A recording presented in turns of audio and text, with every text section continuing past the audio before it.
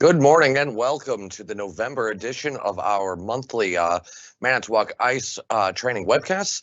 Today we are going to be talking about Quiet Cube and traditional remote operation and troubleshooting.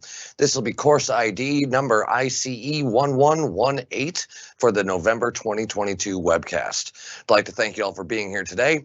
We are starting to get cold outside, and as we get colder, the Headmaster on our traditional remotes, which can be found in our Indigo Next and Cool Air lines, and our Quiet Cube units, which is only going to be found in our Indigo Next line or previous Indigos and Manitowoc brands. It's an important topic this time of year. This is the time when these are going to start to creep up, and this is what we want to talk about today. So, like we've done in our previous webcast, there will be a question and answer section.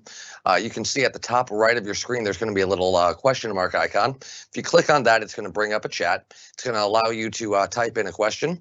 Someone in the background will be able to answer you directly. If we think it's something that the entire group needs to see, we'll make sure to publish that question and our answer live so everyone else can see it, just in case they had that question too.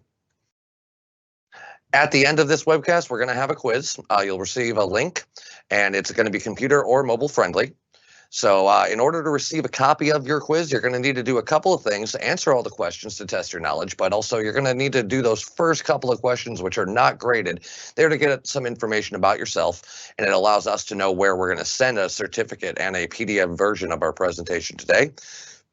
The key there is you're going to have to actually submit that. So if you do take this on our mobile friendly option and you come back on it later and you notice the quiz is still there, you didn't click submit, go ahead and click submit, and we will get you graded, get you a certificate and a PDF version of this presentation. But what are we here to talk about today? We're going to talk about head pressure control valve operation and troubleshooting. So the actual OEM name of that valve is a head pressure control valve. Most of us know the term Headmaster, so that's what I'm going to refer to it for most of the presentation today. This is a non-adjustable valve that operates differently depending on what type of ambient environment we're in. Above 70 degrees, you shouldn't really be worried about this valve. The valve's going to feed through the condenser and back down to the receiver inlet. So it's going to go through that valve from the compressor on our CVD units, through your condenser. We're going to cool that discharge gas to the point that it flashes back to a liquid and send it back down to the receiver. But below 70 degrees is where we start to see this thing coming into action. The dome of that valve is nitrogen charged. It's going to close the condenser port and it opens the bypass port. That's going to allow us to bypass the condenser and send hot discharge gas from our compressor discharge line back to the receiver. So that's the key here. We're getting cold here up north. We've been below 70 for quite a while here. For those of you down south, you're going to start seeing where you've got warm during the day but cold at night. So we're all pretty much affected by this valve. So let's talk some more about it. Keep in mind, I always want to stress the use of our Indigo Next Technician's Handbooks. So if you want to follow along, if you've got the book with you, if you're looking at the air-cooled, water-cooled, or in the case of the machine we're working on, traditional remote, it's going to be in the Indigo Next AWN Tech Handbook, page 171 to 174. And in our Indigo Next Quiet Cube Technician's Handbook, it's going to be starting on page 159 and go to 164. So here's a look at the head pressure control valve, looking at our Headmaster. It's not in bypass, it's just going from the compressor back to the receiver, through the condenser to the receiver. So here we are in bypass. What we're looking at here is discharge gas going back downstairs to the receiver inlet. So that way we can get that heat that we're gonna need during harvest. Big point of this valve is to regulate our head pressure so that way we are building enough heat and we're making sure that we make ice in the correct manner, not too efficiently so we don't get that heat. So take a look here. You'll see the flow path of our refrigerant during a free cycle on a remote unit. That Headmaster there at the bottom will allow you to either bypass the condenser if your head pressure gets below its set point, and that dome charge bypasses the condenser and just sends it back downstairs, or it's going to allow it to go straight through the condenser. Here you're going to see a moving diagram of our free sequence in the quiet cube units, our CVD units. Unfortunately, I cannot get that to bypass for you on this graphic, but you're seeing the flow path here, and depending on what head pressure is doing in that remote condenser, we're going to bypass the condenser and send our discharge gas from that compressor back down to our receiver inlet, so that way we have enough heat to harvest. But let's talk about what's happening during the harvest sequence. On a traditional remote, so Indigo Next and previous Manitowoc models, or the Cool Air, remember Cool Air does not have a CVD option.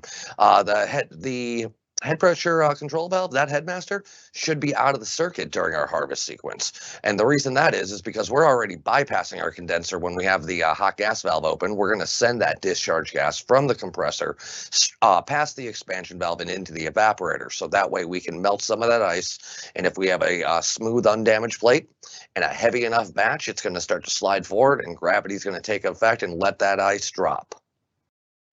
So here's a look at a moving diagram of our traditional remote in the harvest sequence. You'll see here that we're not utilizing the remote condenser at this point. We're sending discharge gas through that hot gas valve, so that way we have that heat for harvest and we drop that ice. Once we drop that ice, activate our bin switch, whether we're using a damper or a curtain.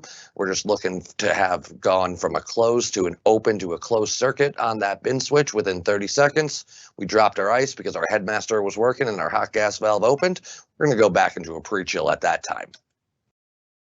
But what are we looking at on the Headmaster on a CVD unit? That's going to be a little different here. I know we're not going fully through the sequence of operations, but you'll see there at the top, you can see what the first cycle from a off condition is going to do. It's always good to see where we're at. But once we're in harvest, the Headmaster does play a good role here. Suction pressure is going to remain much higher than the low pressure cutout set point on the unit.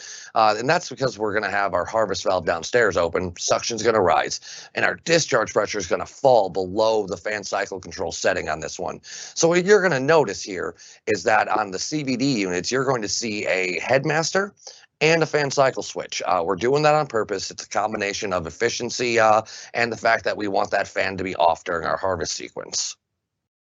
Here's a look at what's going on in our harvest cycle on a CVD unit. You'll see here that discharge gas is bypassing that condenser because we've dropped well below the set point of that Headmaster. So whatever heat from that compressor discharge line is going all the way downstairs, and we're going up through our harvest valve. And at that point, we're using cool vapor. So remember here, guys, CVD is cool vapor defrost. So we've got a long path for that hot gas to be able to get down there. So it's more of a cool vapor system here. So again, just to show what's going on during our warmer months, you got a moving diagram here of what's happening with that Headmaster. It should only bypass on a CVD unit during the harvest sequence, and it should fall out of the system in a traditional remote application because we're already bypassing the condenser utilizing the hot gas valve with the compressor inside under the traditional remotes. But doesn't mean that we can't have problems here with this valve, even during the warmer months. So you always want to see what's going on with your freeze cycle. If it's taken too long, you want to start looking at discharge pressure and what your liquid line is doing. So a liquid line during freeze should be warm, should be about body temperature. So let's say that we're not making ice, it's above 70 degrees. It's taking our full 35-minute maximum, or it's taking a lot longer than we think. Let's take a look at our head pressure. The first condition there on that chart below the valve is going to tell you, hey, my discharge pressure is high and my liquid line temperature is hot. That's going to be a valve that's stuck in bypass. Instead of going through the condenser, we're just sending discharge gas back down to the receiver. At that point, you're going to need to recover your charge, cut out that Headmaster, put in a new one that will bypass or not stick in bypass the way it's supposed to, charge that system back up to the nameplate weight, and we're going to be back in business. But remember, we talked about looking at our discharge pressure and our liquid line. Well, what if it's low? You know, look back at your symptom 2 diagnostic flow charts in your technician's handbook, and it'll tell you if head pressure is out of line, you got to try to address that first. So we got low discharge pressure and our liquid line is hot. At that point, what you're going to see is the headmaster's bypassing, but it's bypassing because it's supposed to. Your head pressure is below the nitrogen dome, and it's just sending that discharge gas downstairs. So that machine is low on charge. At that point, I'm going to tell you to get out your leak detector, start looking for a leak. When you find it, repair it, pull out anything that was still in that system, recharge this to the nameplate weight, and we're going to be back in business making ice. But then once we get down below, a big thing you're going to see with Headmasters is people are going to be saying, makes ice perfectly. No problem making ice, but it won't drop. So here, again, just like we were doing with a issue of not making ice, you're going to want to look, hey, if I'm having harvest problems, is my discharge pressure low? And if it is, what's my liquid line temperature doing? It's cool. If you're not sure if it's cool or warm, go ahead and grab the pipe one way and with one hand and put your hand on your head. If your head is much warmer than that pipe, I'm going to tell you that it is cold and that headmaster is not bypassing. You're going to need to pull the gas out of this system, cut out that valve, and get a valve that will bypass. Charge yourself back up to the nameplate weight. But this one can also be tricky, especially for those of you down in the warmer states where, hey, it makes ice during the day, but at night it's shutting off on a long freeze. Well, at that point, I'm going to tell you to look at what your head pressure and your liquid line are doing when you're in those conditions. You can simulate that condition during warm weather by trying to wet down that condenser to simulate cold weather here. Well, if your discharge pressure drops and your liquid line gets hot, well, hey, during the day, we got the heat of the sun.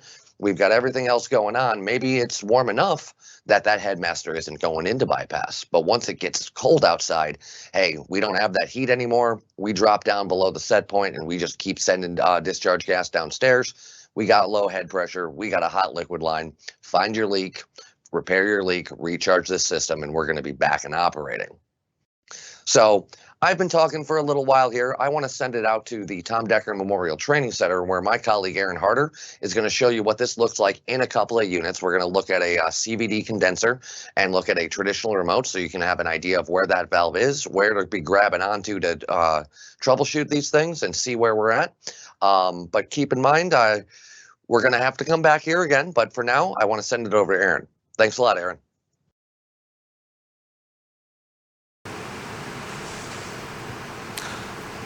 Good morning, and thank you, Jason, for the introduction. As Jason said, my name is Aaron. I'm out here in the Technical Training Center. We have quite a few machines that are set up out here for troubleshooting and for teaching purposes. Here we have a CVD off of a 1400 series machine. And today we're going to use that to kind of show you what a Headmaster actually looks like in practice. So with that being said, we're going to try to get the camera in here and get a bird's eye view per se.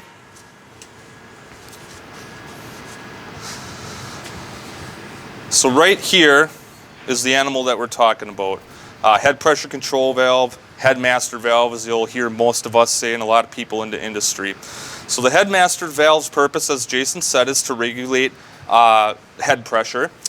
The discharge line off the compressor, which is right here, is tied into the Headmaster valve. The liquid line coming out of the condenser, or the discharge out of the condenser, is in the bottom of it.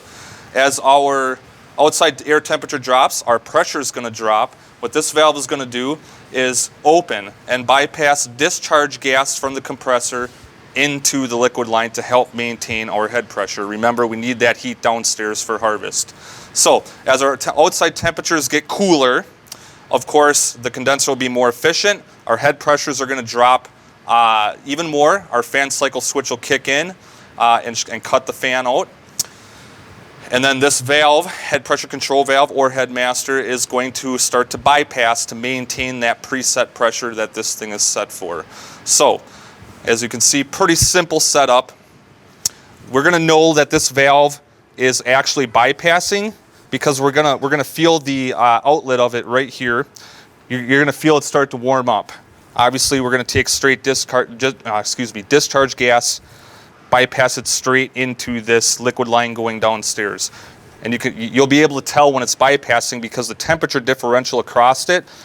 Be careful because the discharge line is probably going to be warm, but you'll be able to tell by feeling that we obviously have hot gas coming through here and this valve is bypassing. Now, if we suspect there's a problem with it not opening, well, we're going to be able to know that too, because of course we're going to have warm off the discharge of the compressor, and this is going to be cool. Probably too cool.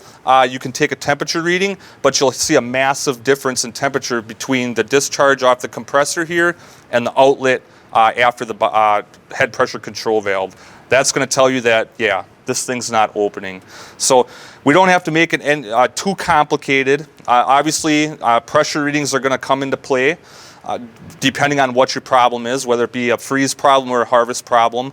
But the biggest thing we want to take away here is the difference in temperature across this valve. That's kind of where we're going to get an idea of whether or not this thing is bypassing stuck open, or stuck closed, or a similar situation like that. Now we also have a remote, traditional remote unit. We're gonna cut to that. If you give me just a second here, I'll meet you over there.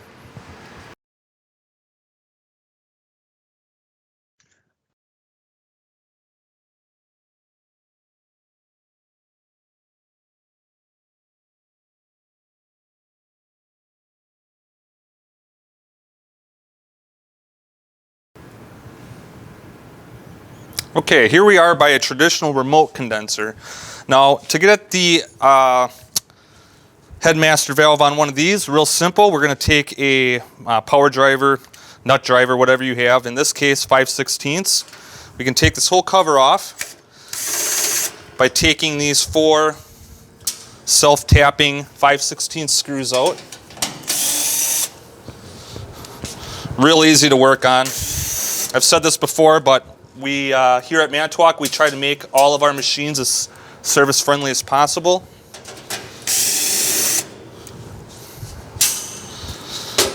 Now that I got those off, top cover comes right off. Now we can get right at that head pressure control valve. Let's get the camera over here if possible so we can get a bird's eye view of what one of these looks like. So this is a much smaller condenser, of course, than what you saw over there. So the valve's going to be sized accordingly based on the output of the machine, but very similar. We have the discharge line or head pressure line coming in here into the condenser, also going straight to the head pressure control valve. Liquid line off the discharge of the condenser going into the bottom of it, same as what we just saw. This is again going to regulate based on pressure, the nitrogen charge that's in the top of this dome here. 70 degrees is a rule of thumb. 70 degrees outside air temperature is when this valve really starts to come into play and start bypass. Taking hot gas, mixing it in with the liquid line to keep our head pressure up and get the heat that we need in the liquid line down to the evaporator. Very similar to the CVD unit. And there you have it. Very simple devices, but at this time of year, this is when we start to see problems with it. We get a lot of phone calls. Also, as you can see in our training center, we have quite a few machines around us. These are all set up for students so that they can come in, dig in. We have different bugs set into them.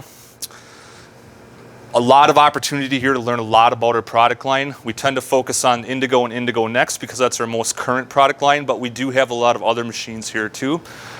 Don't feel any shame in trying to take a plug and let you guys know that our factory training school is in session. All the information can be found at manitowocice.com under our service tab. I want to say thank you and that I appreciate your time here today. Hope to see you again. I'll send it back over to Jason. Have a great day.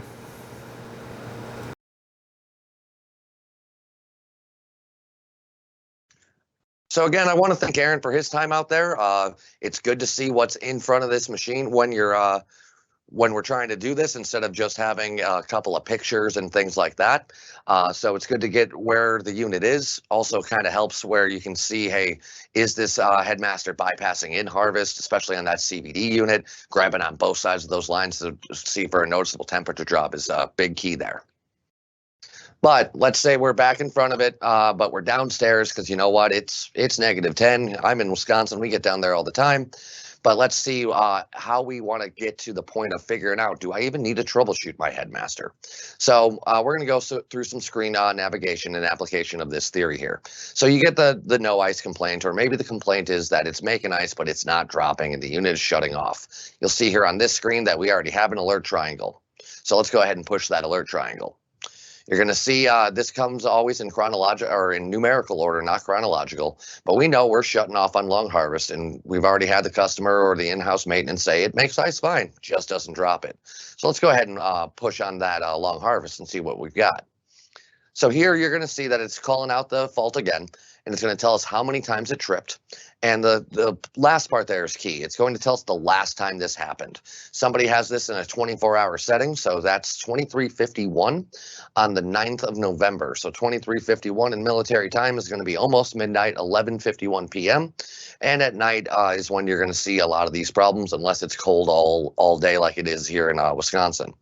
So again, just showing you here on the screen, some keys to note on the safety limit and the alert. When did it happen? How many times did it happen? And what was our alert? But keep in mind, with that 15 times that it tripped, I only know when the last one happened. I don't know when the previous 14 happened. They could have all happened yesterday or on the 9th in the case of this alert log, or they could have happened last winter for all we know. So now it's time to start timing a cycle and see what's going on with our system so we can diagnose a Headmaster.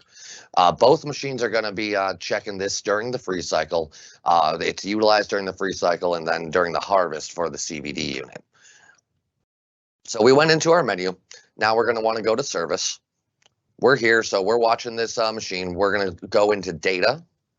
We have a couple of options here, but we're watching a cycle. We want to see what's happening right now, so let's choose real-time data. And again, we were talking about liquid line temperatures and things and head pressures. Well, pressures aren't going to be in here, but we're going to have temperatures, so let's do time and temp. You'll see right now we're about 6 minutes and 47 seconds into a freeze. We are working on a CVD unit on this example, so T1 and T2 are measuring the inlet and outlet temperature of that receiver.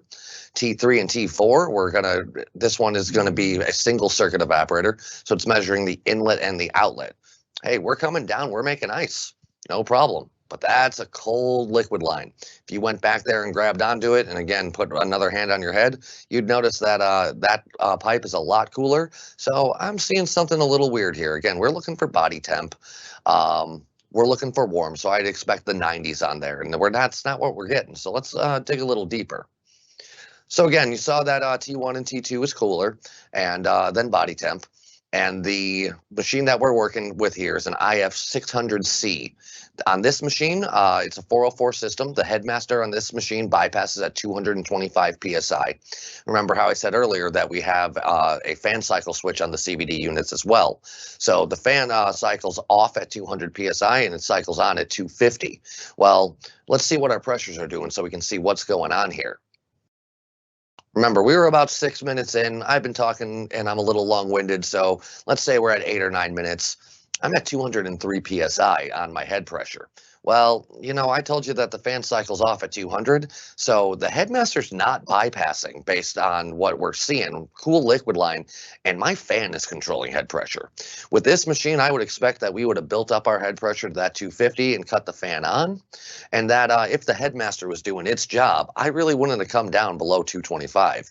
Yeah, maybe I got to 220 before it went into full bypass, but we're looking at something going on with our Headmaster, cold liquid line, and low head pressure. Again, this isn't going to affect us making ice. It's going to affect us harvesting. So with this one, what you'd be seeing here, you'd be looking at your tech handbook. You'd see discharge pressure is low and your liquid line is cold.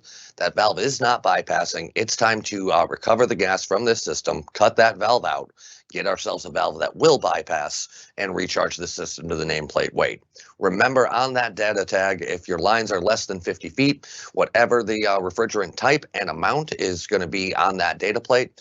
If you are above 50 feet, please feel free to go into your technician's handbook to see what the additional charge is for lines between 51 and 100 feet. So if we're going to test this valve during harvest, though, again, remember, this plays in with our CVD units.